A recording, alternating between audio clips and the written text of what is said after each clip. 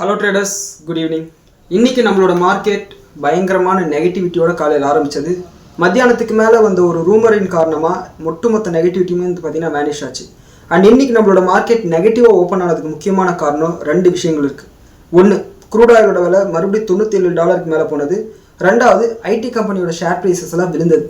Crude ஆயிலோட விலை மறுபடியும் $97 மேலே போனதுக்கான முக்கியமான காரணம் இன்றைக்கி விடியற் காலையில் மறுபடியும் அமெரிக்காவும் ஈரானும் ஒருத்தனை அடிக்க ஆரம்பிச்சிட்டானுங்க. என்ன மேட்ருனா, இன்றைக்கி விடிய காலையில் அமெரிக்கா ஈரானோட ஒரு தீவு கொசம் அப்படின்னு சொல்லிட்டு ஒரு தீவு மேலே அட்டாக் பண்ணியிருக்காங்க. அதுக்கு பதிலடி கொடுக்குற மாதிரி குவைத் பஹ்ரைனில் இருக்கக்கூடிய அமெரிக்காவோட மிலிட்ரி பேசஸ் மேலே ஈரான் தாக்குதல் நடத்தியிருக்காங்க. பேலிஸ்டிக் மிசைல், அதாவது கண்டம் விட்டு கண்டம் தாக்கும் ஏவுகணைகளை பயன்படுத்தியிருக்காங்க. ட்ரோன்ஸ் மூலிமா அட்டாக் பண்ணியிருக்காங்க. இதுக்கு மறுபடியும் அமெரிக்கா ரிட்டாலியேட் பண்ணியிருக்காங்க. இவன் அடிக்கன்னு சொல்லிட்டு போயிட்டே இருந்திருக்கு. க்ரூட் ஆயிலோட விலை பயங்கரமாக இன்க்ரீஸ் ஆயிருக்கு. இதன் காரணமாக நம்மளோட மார்க்கெட் கேப் டவுன் ஆச்சு. இது இப்படி இருக்கும்போது நேற்று ஈவினிங் OpenAI கிட்டேருந்து ஒரு அப்டேட் வருது. இப்போது பிப்ரவரி மாதத்தில் ஆந்த்ரோபிக் கிளாடில் ஒரு அப்டேட் பண்ணாங்க. இதுக்கு மேலே சின்ன சின்ன ப்ளக்கின்ஸை சேர்த்துனீங்கன்னா இந்த என்டர்பிரைசஸ் சொல்யூஷன், அதாவது ஃபைனான்ஸாக இருக்கட்டும், லீகலாக இருக்கட்டும், கம்ப்ளைசஸாக இருக்கட்டும், இந்த மாதிரி என்டர்பிரைசஸ் சொல்யூஷன் எல்லாத்தையுமே அந்த ப்ளக்கின்ஸ் மூலமா நீங்கள் பண்ணிக்கலாம்னு சொல்லிட்டு ஒரு அப்டேட் கொடுத்தாங்க. அப்போ தான் நிஃப்டி ஐடி செக்டார் பார்த்தீங்கன்னா 20% அளவுக்கு இருந்தது ஒரு மாதத்துக்குள்ளார. அதே மாதிரியான ஒரு அப்டேட்டை OpenAI ChatGPTயோட பேரண்ட் கம்பெனியும் பார்த்தீங்கன்னா நேற்று ஈவினிங் அனௌன்ஸ் பண்ணாங்க. இந்த அனௌன்ஸ்மெண்ட் வந்த உடனே நான் சாதாரணமாக ஏடிஆர்ஸ் எப்படி இருக்குன்னு சொல்லிட்டு பார்க்கலான்னு ஒரு 9 மணிக்காக பார்க்குறேன். விப்ரோவோட ஏடிஆர் 8% டவுன்லையும், இன்ஃபோசிஸோட ஏடிஆர் 2.5% அளவுக்கு நெகட்டிவாக இருந்தது. என்ன மேட்டர் அப்படின்னு சொல்லிட்டு அமெரிக்கன் ஐடி கம்பெனிஸ் பார்க்கும்போது ஆக்சென்ச்சராக இருக்கட்டும், காக்னிசென்ட்டாக இருக்கட்டும், எல்லாமே நெகட்டிவாக இருந்தது. உதாரணத்துக்கு ஆக்சென்ச்சர் 5% நெகட்டிவாகவும், காக்னிசென்ட் 3% நெகட்டிவாகவும், அவங்களோட குளோபேண்ட் 5%, சேல்ஸ்ஃபோர்ஸ் 4% அளவுக்கு நெகட்டிவாக இருந்தது. அதுக்கப்புறம் மற்ற செய்திகளை தேடி பார்க்கும்போது தான் இந்த OpenAIயோட அப்டேட் நமக்கு தெரிஞ்சது. நான் மறுபடியும் சொல்கிறேன், OpenAIயாக இருக்கட்டும் இல்லை ஆந்த்ரோபிக்காக இருக்கட்டும், இந்த ஏஐனால் நம்மளோட இந்தியன் ஐடி செக்டாரில் வேலைகள் வேணால் போகலாம், ஆனால் ப்ராஃபிட்டபிலிட்டி மேலே பெரிய இம்பேக்ட் இருக்காதுன்றதான் என்னோட ஒப்பீனியன். அதை தான் மைக்ரோசாஃப்டோட CEO சொன்னார், என்விடியாவோட CEO சொன்னார், இன்ஃபோஎஜோட முந்தானத்து வந்த ரிப்போர்ட்டும் அதை தான் சொல்லுது. ஸோ யாரும் பயப்பட வேணாம். நீங்கள் இன்வெஸ்ட் பண்ணிட்டீங்கன்னா அமைதியாக இருங்க. உங்ககிட்ட இன்னும் பணம் இருக்குன்னா இன்வெஸ்ட் பண்ணுங்கள். எஸ்ஐபி பண்ணுறீங்கன்னா கண்டினியூ பண்ணுங்கள். அதுதான் என்னோட சஜஷன். ஏன்னா பர்சனலாகவே நேற்று என்னோடய ஃப்ரெண்ட்ஸில் சில பேர் ஐடி கம்பெனி வாங்காமல் போயிட்டோமேன்னு சொல்லிட்டு புலம்புனானுங்க. ஆனால் இன்றைக்கி மார்க்கெட் விழுதுன்னும் போது ஐடி கம்பெனி வாங்குறதுக்கு அவங்களுக்கு தைரியம் இல்லை. அண்ட் நம்மளோட வியூவர்ஸில் சில பேர் கூட ஐடி கம்பெனியோட ஷேர்ஸை வாங்கலாமா வேணாமான்னு சொல்லிட்டு ஒரு ஆசிலேஷன் இருக்கீங்க. நீங்கள் உங்களோட ஓவரால் அசெட் அலோகேஷனில் 10% அளவுக்கு ஒரு குறிப்பிட்ட செக்டாரில் வைக்கலாம், தப்பு கிடையாது. 10%க்கு மேலே போகும்போது தான் நீங்கள் ரிஸ்க்கை அதிகப்படுத்துறீங்கன்றது அர்த்தம். இப்போ நீங்கள் 10% வைக்கிறீங்க, இங்கேருந்து ஐடி செக்டார் இன்னும் 50% விழுதுன்னு வச்சுக்கோங்களேன். அப்போது நீங்கள் 10% இன்வெஸ்ட் பண்ணது 5% மாறப்போகுது. உங்களோட ஓவரால் 100%ல் 5% குறைஞ்சா 95% இருக்க போகுது. உதாரணத்துக்கு 1 லட்ச ரூபா உங்ககிட்ட கேபிட்டல் இருக்குது, 10,000 ரூபா நீங்கள் ஐடி செக்டாரில் போடுறீங்கன்னு வச்சுக்கோங்களேன். இந்த 10,000 ரூபா பாதியாக குறைஞ்சா கூட பாக்கி 5,000 ரூபா அப்படியே தான் இருக்க போகுது. ஓவராலாக பார்க்கும்போது 1 லட்ச ரூபான்றது 95,000 இருக்கும். ஆனால் பேங்கிங்காக இருக்கட்டும், மற்ற செக்டாரில் நல்லா பர்ஃபார்ம் பண்ணிச்சுன்னா இந்த 5,000 ரூபா அதில் ரெக்கவர் பண்ணிடுவீங்க. In best case scenario IT sector இங்கேருந்து ஒரு 40%, 50%, ஒரு 100% இருந்தாலும் நீங்கள் இன்வெஸ்ட் பண்ண பணத்தில் பெரிய லாபத்தை சம்பாதிப்பீங்க. இதுதான் என்னோட ஸ்ட்ராட்டஜி. ஸோ இப்படி இருக்கும்போது அமெரிக்காவோட செக்ரட்டரி மார்க்கோ ரூபியோ சில ஸ்டேட்மெண்ட் கொடுக்குறாரு. ஓமன் ஈரானுக்கு ஒரு கண்மூடித்தனமான ஒரு நம்பிக்கையை கொடுக்குறாங்க.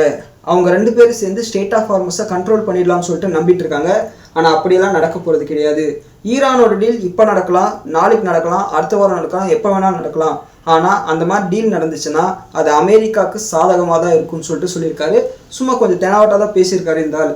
அண்ட் அடுத்து நம்மளோட பிரசிடென்ட் ட்ரம்ப், அவர் என்ன சொல்கிறாருன்னா, இந்த மாதிரி பல செய்தி ஊடகங்கள் ரிப்போர்ட்ஸை ரிலீஸ் பண்ணுறாங்க, ஈரானுக்கும் அமெரிக்காவுக்கும் நடுவில் பேச்சுவார்த்தை முடிஞ்சிருச்சு, இதுக்கு மேலே நடக்காதுன்னு சொல்லிட்டு. அப்படியெல்லாம் கிடையவே கிடையாது. பேச்சுவார்த்தை நடந்துக்கிட்டே தான் இருக்குது. அதே மாதிரி பேச்சுவார்த்தை சூப்பராக போயிட்டுருக்கு அப்படின்ற மாதிரி அவரும் அப்டேட் பண்ணுறாரு. ஸோ இதெல்லாம் இப்படி இருக்கும்போது இந்தியாவுக்கும் அமெரிக்காவுக்கும் ட்ரேட் டீல் சைன் பண்ண போகிறாங்கன்னு சொல்லிட்டு ஒரு அப்டேட் போயிட்டுருக்கு.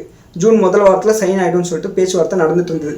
இப்போ புதுசாக அமெரிக்காக்காரன் என்ன குண்டை போடுறான்னா, அமெரிக்காவில் USTR செக்ஷன் 301 படி ஃபோர்ஸ்டு லேபர் மூலிமா கூட்ஸை இம்போர்ட் பண்ணால் அதுக்காக பிரசிடென்ட் நினச்சா டேரிஃபை போடலான்னு சொல்லிட்டு ஒரு சட்டம் சொல்லுது. அந்த சட்டத்தை பயன்படுத்தி இந்தியாவை மட்டும் இல்லாமல் இன்னும் 54 நாடுகள் மேலே 12% வரையும் டேக்ஸை போடலாம் அப்படின்னு சொல்லிட்டு பிளான் பண்ணிட்டு இருக்காங்க. ஸோ இது இப்படி போயிட்டு இருக்கும்போது சைமல்டேனியஸாக ட்ரேட் டீல் நெகோசியேஷன் நடந்திருக்கு. ஸோ வெயிட் பண்ணி தான் பார்க்கணும் இவனுங்க என்ன பண்ண போகிறாங்கன்னு சொல்லிட்டு. அண்ட் இன்னைக்கு காலையில் நடந்த அட்டாக்ஸ், அதாவது யூஎஸ்க்கும் ஈரானுக்கும் நடந்த அட்டாக்ஸில் வந்து சில அப்டேட்ஸ் வந்திருக்கு. அமெரிக்கா என்ன சொல்கிறாங்கன்னா, நாங்கள் ஈரானோட ட்ரோன்ஸை சுட்டு வீழ்த்திருக்கோம், அண்ட் அது மட்டும் இல்லாமல் குவிசம் ஐலாண்டில் நாங்கள் அட்டாக்ஸ் நடத்தியிருக்கோம்னு சொல்லியிருக்காங்க.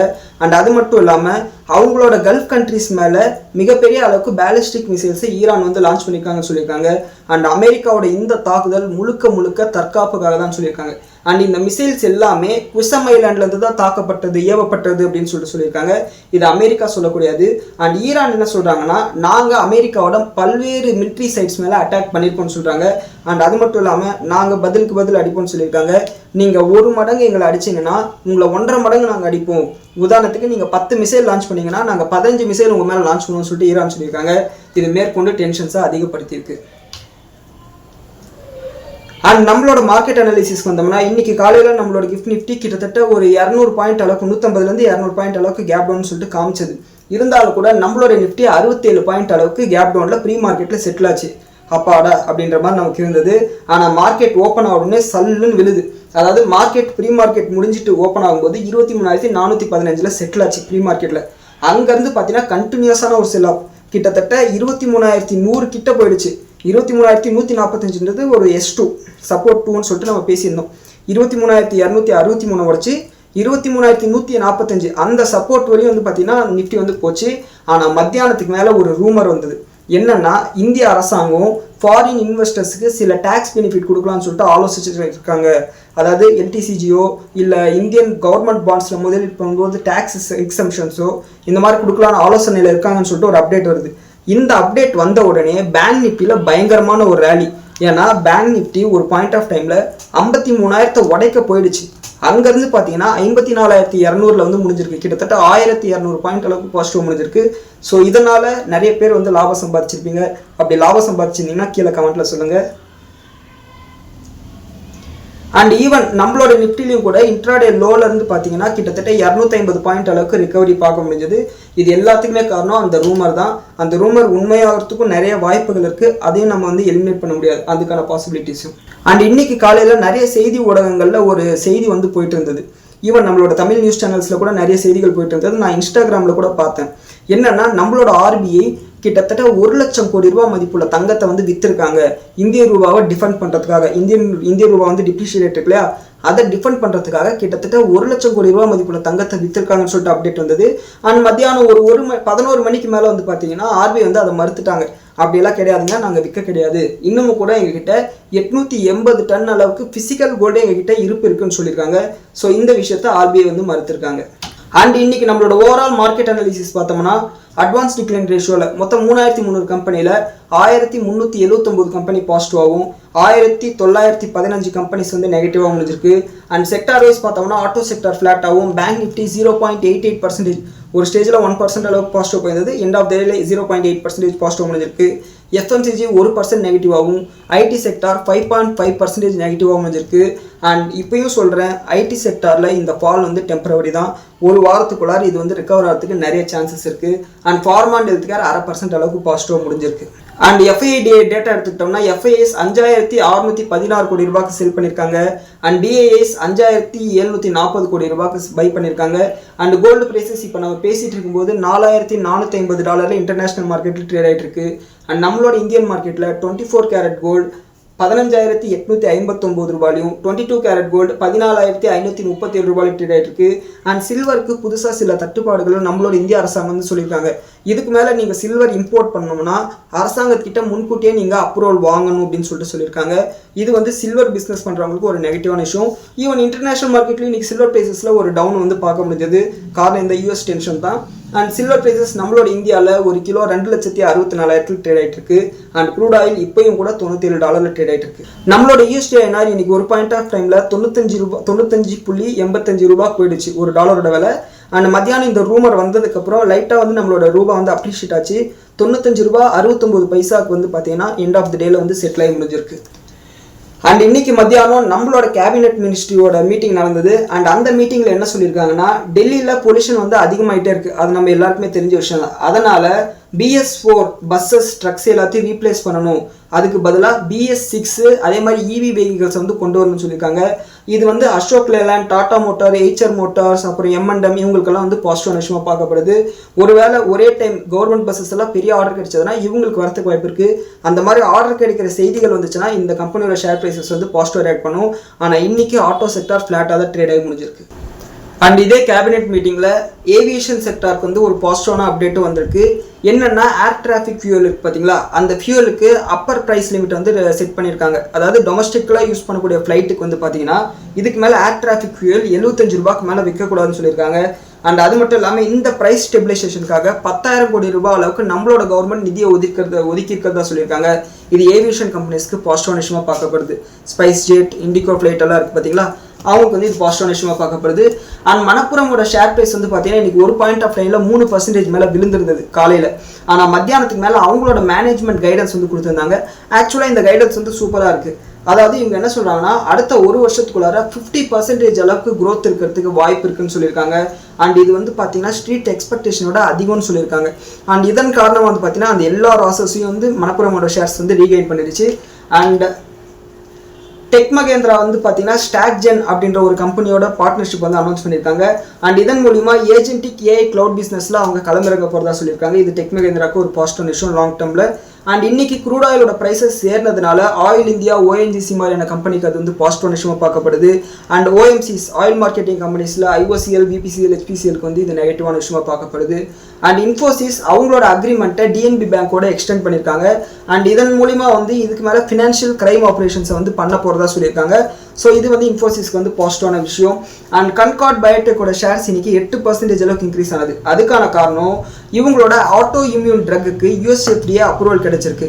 இது எதுக்குன்னா ஆர்கன் டிரான்ஸ்பிளான்ட் பண்ணும்போது நம்மளோட உடம்பு வந்து டிரான்ஸ்பிளான்ட் பண்ண ஆர்கனை வந்து ஏற்றுக்காது. நம்ம வந்து 12th படிச்சிருப்போம், இம்யூனோகுளோபின்ஸ் எல்லாம் படிச்சிருப்போம் இல்லைங்களா. அந்த இம்யூனோகுளோபின்ஸ் போய் அந்த ஆர்கனை வந்து அட்டாக் பண்ணும். அது வந்து ஒரு ஏலியன் பாடின்னு நினச்சிட்டு அட்டாக் பண்ணும். அண்ட் அந்த மாதிரி அட்டாக் பண்ணக்கூடாதுன்றதுக்காக இந்த இம்யூனோ சப்ரசன்ஸை வந்து கொடுப்பாங்க. அந்த மாதிரி ஒரு ட்ரக்குக்கு வந்து USFDA வந்து அப்ரூவல் கொடுத்துருக்காங்க. இது ஆக்சுவலாக இவங்களுக்கு வந்து ஒரு பாசிட்டிவான விஷயம் தான். அண்ட் நேற்று NHPCயோட OFS வந்து நடந்தது. நேற்று வந்து ரீட்டைல் கேட்டகரிக்கு, அதுக்கு முந்தின நாள் வந்து நான் ரீட்டைல் கேட்டகரிக்கு நடந்தது. நீங்கள் நல்லா பார்த்தீங்கன்னா ஷேர் ப்ரைஸ் பயங்கரமாக கிராஷ் ஆச்சு. அண்ட் அதன் காரணம் வந்து பார்த்தீங்கன்னா பெரிய அளவில் வந்து பெனிஃபிட் இல்லைன்னு சொல்லிட்டு நம்ம கூட நேற்று அனாலிசிஸ் வீடியோவில் நம்ம பேசியிருப்போம். ஆனால் இதுக்கு பின்னாடி இன்னும் வந்து அந்த ஷேர் ப்ரைஸ் பயங்கரமாக விழுந்திருக்கும். அந்த ஷேர் ப்ரைஸ் தடுத்து நிறுத்தினது LIC தான். அதாவது LIC நேற்று ஒரே நாளில் 0.76% ஷேர்ஸை, அதாவது அவங்களோட ஓவரால் ஷேர்ஸில் 0.76% NHPCயில் ஓப்பன் மார்க்கெட்டில் வாங்கியிருக்காங்க. அதனால தான் ப்ரைஸில் வந்து ஒரு ஸ்டெபிலிட்டி வந்தது. அப்படி இல்லைன்னா 71 ரூபாய்க்கு கீழேயும் கூட போயிருக்கலாம். கவர்மெண்ட் வந்து NHPCயோட ஷேர் ப்ரைஸ் விழாமல் காப்பாற்றிருக்காங்கன்னே சொல்லலாம். அடுத்து இன்னைக்கு இண்டஸ்இண்ட் பேங்க்ல வந்து பார்த்தீங்கன்னா ஒரு நெகட்டிவான ஒரு அப்டேட் வந்தது. அதாவது ஒரு விசில் ப்ளோவர் ஒரு கம்ப்ளைண்ட்டை கவர்மெண்ட்டுக்கோ RBIக்கோ செபிக்கெல்லாம் வந்து பார்த்தீங்கன்னா அனுப்புறாங்க. அதாவது இண்டஸ்இண்ட் பேங்க்ல இருக்கக்கூடிய டாப் அஃபிஷியல்ஸ் இன்சைடர் ட்ரேடிங் பண்ணுறாங்க அப்படின்னு சொல்லிட்டு ஒரு அப்டேட்டை கொடுக்குறாங்க. உடனே இன்சைடர் ட்ரேடிங்னா இண்டஸ்இண்ட் பேங்கோட ஷேர்ஸை இன்சைடர் ட்ரேட் பண்ணாங்க. அதாவது இண்டஸ்இண்ட் பேங்கோட Q4 நம்பர் வரப்போது அந்த நம்பர் வந்து நல்லா இருக்கா இல்லையான்னு பார்த்துட்டு இண்டஸ்இண்ட் பேங்க்ல வந்து இன்சைடர் ட்ரேடிங் பண்ணாங்கன்றது இல்லாமல் இந்த இண்டஸ்இண்ட் பேங்க்ல அக்கௌண்ட் வச்சிருப்பாங்க இல்லையா. உதாரணத்துக்கு கேஷோரம் இண்டஸ்ட்ரீஸ் லிமிடெட் அப்படின்னு சொல்லிட்டு ஒரு கம்பெனி வந்து இந்த இண்டஸ்இண்ட் பேங்க்ல அக்கௌண்ட் வச்சிருக்காங்க. இது வந்து ரொம்ப ஒரு மைக்ரோ கேப் கம்பெனி. அண்ட் இந்த கம்பெனியோட ரிசல்ட் வரத்துக்கு உள்ளார இதில் இருக்கக்கூடிய டாப் அஃபிஷியல்ஸ் சில பேர் இந்த கம்பெனியில் ஷேர்ஸை வாங்கியிருக்காங்க. இந்த கேஷோரம் இண்டஸ்ட்ரீஸ் ஷேர்ஸை வாங்கியிருக்காங்க. இது எப்படி அவங்களுக்கு தெரிஞ்சதுன்னா இந்த டிரான்சாக்ஷன்லாம் வச்சு பார்க்கும்போது ஓகே இவனுங்க நல்ல ப்ராஃபிட்டை பண்ண போகிறாங்க அப்படின்ற ஒரு அப்டேட் வந்த உடனே இந்த ஷேர்ஸை வாங்கியிருக்காங்க. இதன் மூலிமா 3 கோடி ரூபாய் அளவுக்கு லாபத்தை சம்பாதிச்சிருக்காங்க. அண்ட் இதை வந்து ஒரு விசில் ப்ளோவர் வந்து கம்ப்ளைண்ட்டாக பண்ணியிருக்காரு. இதனால இன்டர்னல் என்கொயரி வந்து பார்த்தீங்கன்னா ட்ரிகர் ஆயிருக்கு. இது கூடிய சீக்கிரமே செபிக்கு மற்ற டிபார்ட்மெண்ட்டுகளாக தெரிஞ்சு இன்னைக்கு வந்து ரைடை கண்டக்ட் பண்ணியிருக்காங்க. ரைட் கண்டக்ட் பண்ணி இந்த சம்மந்தப்பட்ட அதிகாரிகள் வந்து விசாரிச்சிருக்காங்க. விசாரிச்சுட்டு நிறைய வந்து பறிமுதல் பண்ணிட்டு போயிருக்காங்க டாக்குமெண்ட்ஸ் எல்லாத்தையும். கூடிய சீக்கிரமே இதை பற்றின அப்டேட் வரலாம். அண்ட் இண்டஸ்இண்ட் பேங்க் லாஸ்ட் 5 வருஷமாக 0 ரிட்டர்ன்ஸை தான் கொடுத்துருக்காங்க அவங்களோட இன்வெஸ்டர்ஸ்க்கு. அதையும் நோட் பண்ணிக்கோங்க. ஆனால் இன்பிட்வீன் டைமில் 1200 வரையும் போயிட்டு மறுபடியும் விழுந்துட்டு மறுபடியும் போயிட்டு இந்த மாதிரி வந்து காமெடி பண்ணிட்டு இருந்தது. போன வருஷம் கூட வந்து பார்த்தீங்கன்னா அவங்களோட Q4 ப்ராஃபிட்ஸில் ஏதோ வந்து மேல் ப்ராக்டிஸ் பண்ணாங்கன்னு சொல்லிட்டு ஒரு அப்டேட் இருந்தது. அண்ட் அதன் காரணம் அப்போயும் வந்து ஷேர் ப்ரைஸ் பயங்கரமாக இருந்தது. இந்த மாதிரி கம்பெனியெல்லாம் வாங்கிட்டு மறக்கிற கம்பெனி கிடையாது. வாங்கினோமா ஒரு டீசெண்டான லாபம் வந்துச்சா, அட்லீஸ்ட் நம்ம இன்வெஸ்ட் பண்ண ஒரிஜினல் கேபிட்டலாச்சும் நம்ம கைக்கு வந்துடணும். லாபத்தை வேணால் நீங்கள் அப்படியே விட்டு வைக்கலாம், அது என்ன வேணாலும் ஆயிட்டு போட்டோம்னு சொல்லிட்டு. மற்றபடி உங்களோட ஆக்சுவல் கேபிட்டலை வந்து பார்த்தீங்கன்னா ரெக்கவர் பண்ண பாருங்கள். அடுத்து சிஎம்ஆர் கிரீன் டெக் அப்படின்னு சொல்லிட்டு ஒரு ஐபி வரப்போகுது. இவங்க பேசிக்கலாக வந்து பார்த்தீங்கன்னா மெட்டல் ரீசைக்கிள் பண்ணக்கூடிய ஒரு பிஸ்னஸை பண்ணுறாங்க. அதாவது இந்த பழைய ஸ்கிராப்பை வாங்கி அதை மெல்ட் பண்ணி மெட்டலாக ரீசைக்கிள் பண்ணி விற்கக்கூடிய பிஸ்னஸ். அண்ட் இவங்களோட ஐபிஓ இன்னைக்கு ஓப்பன் ஆயிருக்கு. நான் இந்த ஐபிஓவில் அப்ளை பண்ணியிருக்கேன். அண்ட் இந்த ஐபிஓ முழுக்க பார்த்தீங்கன்னா நான் கிரே மார்க்கெட் ப்ரீமியமில் லிஸ்டிங் கெயின்ஸுக்காக அப்ளை பண்ண ஒரு ஐபிஓ. இதை லாங் டேர்முக்கு நான் வச்சுக்க போகிறது கிடையாது. ஏன்னா இப்போவே கிரே மார்க்கெட் ப்ரீமியமே கிட்டத்தட்ட 34% அளவுக்கு காமிக்குது. ஸோ ஒரு 4500 ரூபாய் லாபம் வரதுக்கு வாய்ப்பு இருக்குது. அண்ட் அது மட்டும் இல்லாமல் இதனோட ஐபிஓ அப்ளிகேஷன் 5ஆம் தேதி முடிய போகுது, வெள்ளிக்கிழமை முடிய போகுது. அப்படி முடியறதுக்குள்ளார நீங்கள் அப்ளை பண்ணணும்னா அப்ளை பண்ணிக்கோங்க. ஆனால் இன்னைக்கு முதல் நாளே என்டையர் சப்ஸ்கிரிப்ஷன் வந்து பார்த்தீங்கன்னா கம்ப்ளீட்டாக முடிஞ்சிடுச்சு. நம்ம வேணால் அப்ளை பண்ணோம்னா நமக்கு குலுக்கல் முறையில் தான் வந்து அவங்க அலாட் பண்ணுவாங்க. ஸோ வெயிட் பண்ணி பார்க்கலாம். கிடைச்சா லக்கு, கிடைக்கலன்னா வந்து மார்க்கெட்டில் லிஸ்ட் ஆகும்போது இதை போய் வாங்காதீங்க. காரணம் என்னென்னா இந்த ஐபிஓவில் அவங்க ஃபண்ட் ரைஸ் பண்ண போகிறது கிடையாது. ஆல்ரெடி இருக்கக்கூடிய ப்ரொமோட்டர்ஸ் வந்து அவங்களோட ஷேர்ஸை விற்க போகிறாங்க. அண்ட் அது மட்டும் இல்லாமல் இவங்களோட ஆப்ரேட்டிங் ப்ராஃபிட் மார்ஜின் ரொம்ப கம்மியாக இருக்குது. அண்ட் இவங்களோட ஆர்ஓஇயும் ரொம்ப கம்மியாக இருக்குது. ஆனால் பிஇ ரேஷியோ அந்தளவுக்கு எக்ஸ்பென்சிவாக இல்லை, இதை நோட் பண்ணிக்கோங்க. அண்ட் இப்போதைக்கு இவங்களோட கிரே மார்க்கெட் ப்ரீமியம் கிட்டத்தட்ட 30% அளவுக்கு பாசிட்டிவாக காமிச்சிட்டு இருக்கு. அண்ட் இவங்களோட லிஸ்டிங் பார்த்தோம்னா ஜூன் 10ஆம் தேதி அடுத்த வாரம் புதன்கிழமை நடக்க போகுது. ஸோ அப்போ வந்து பார்த்தீங்கன்னா நம்ம இதை ஃபோக்கஸ் பண்ணிக்கலாம். அண்ட் இப்போதைக்கு பார்த்தீங்கன்னா இதை லிஸ்டிங் கெயின்ஸ்க்காக மட்டும் அப்ளை பண்ணுங்கள். லாங் டேர்முக்கு ஹோல்ட் பண்ண போகிறது கிடையாது, நான் ஹோல்ட் பண்ண போகிறது கிடையாது. அது உங்களோட விருப்பம் மேற்கொண்டு நீங்கள் எப்படி வேணாலும் முடிவு பண்ணிக்கலாம். அண்ட் நாட்கோ ஃபார்மாக்கும் லுபின்க்கும் ஒரு பாசிட்டிவான அப்டேட் வந்திருக்கு. என்னன்னா இவங்களோட ட்ரக்குக்கு வந்து பார்த்தீங்கன்னா யூஎஸ்எஃப்டி அப்ரூவல் கிடைச்சிருக்கு. அதாவது எரிபியூலின் மிசைலேட் அப்படின்ற ஒரு இன்ஜெக்ஷனுக்கு வந்து பார்த்தீங்கன்னா யூஎஸ்எஃப்டி அப்ரூவல் கொடுத்துருக்காங்க. அண்ட் இந்த இன்ஜெக்ஷன் வந்து பார்த்தீங்கன்னா பிரெஸ்ட் கேன்சருக்கு யூஸ் பண்ணக்கூடிய ஒரு இன்ஜெக்ஷன் சொல்லியிருக்காங்க. இது இவங்களுக்கு பாசிட்டிவான அப்டேட்டாக பார்க்கப்படுது. அண்ட் எஸ்பிஐயோட ஏஎம்சி கம்பெனி கூடிய சீக்கிரமே ஐபிஓ வரப்போகுது. அது இந்த வருஷத்துக்குள்ளார கம்ப்ளீட்டாக வந்துடும் அப்படின்னு சொல்லியிருக்காங்க. ஸோ இதுதான் இன்னைக்கான ஸ்டாக் ஸ்பெசிஃபிக் நியூஸ். அண்ட் இப்போ நம்ம பேசிகிட்டு இருக்கும்போது நம்மளோட கிஃப்ட் நிஃப்டி கிட்டத்தட்ட 140 பாயிண்ட் அளவுக்கு கேப் டவுன் காமிக்குது. ஏன்னா அமெரிக்கன் மார்க்கெட் அவங்களோட டவுஜன்ஸ் 0.7% அளவுக்கு நெகட்டிவாகவும், நாஸ்டாக் ஃப்ளாட்டாக இருக்குது. அண்ட் S&P 500 0.4% அளவுக்கு நெகட்டிவாக இருக்குது. கோல்டு ப்ரைஸஸ் $4452 இருக்குது. அண்ட் க்ரூட் ஆயில் பார்த்தோம்னா $97.7 ட்ரேட் ஆகிட்டு இருக்கு. ஸோ இந்த அமெரிக்கன் மார்க்கெட் முடியறதுக்குள்ளார ஏதாவது பாசிட்டிவான அப்டேட் வருதான்னு பார்ப்போம். ஏன்னா அமெரிக்கன் மார்க்கெட் மத்தியானத்துக்கு மேலே, அவங்களோட மார்க்கெட்டில் மத்தியானத்துக்கு மேலே, நம்மளோட டைமிங்கில் நைட்டு 11 மணிக்கு மேலே ஏதாவது பாசிட்டிவான அப்டேட் வந்துச்சுன்னா இந்த என்டையர் லாஸஸ் ரெக்கவர் ஆகிறதுக்கு வாய்ப்பு இருக்குது. அண்ட் நாளைக்கு காலையில் ப்ரீ மார்க்கெட் ரிப்போர்ட்டில் நாளைக்கு மார்க்கெட் எப்படி இருக்க போகுதுன்னு சொல்லிட்டு நம்ம பார்த்துக்கலாம். அண்ட் இந்த வீடியோ பற்றின உங்களோட கருத்துக்களை கீழே கமெண்ட்டில் சொல்லுங்கள். அண்ட் இந்த வீடியோவை நீங்கள் இதுவரையும் பார்த்துருக்கீங்கன்னா நீங்கள் வந்து ஒரு சீரியஸ் இன்வெஸ்டராக இருப்பீங்க. நீங்கள் இதே மாதிரி ஷேர் மார்க்கெட் சம்மந்தப்பட்ட செய்திகளை ஏன் மூலியமாக தெரிஞ்சுக்கணும்னு நினச்சிங்கன்னா நம்ம சேனலை ஃபாலோ பண்ணிக்கோங்க. நன்றி, வணக்கம்.